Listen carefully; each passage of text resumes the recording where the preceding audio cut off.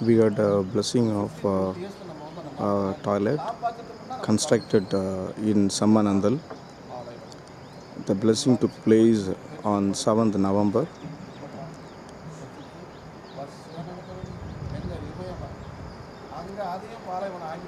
Which is constructed for these school children. That blessing followed by the mass.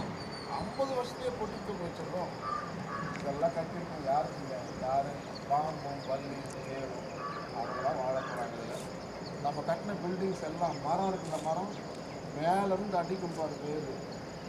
ஓஹோ, எங்களை ஜன்னல் செட்டிங்களா, table செட்டிங்களா, சேரா செட்டிங்களா, மேலேருந்து பேரை விட்டு ஆட்டி டாட்டாராக கிழிச்சு மனிதனுடைய அகங்காரத்தை அழிக்க இயற்கை.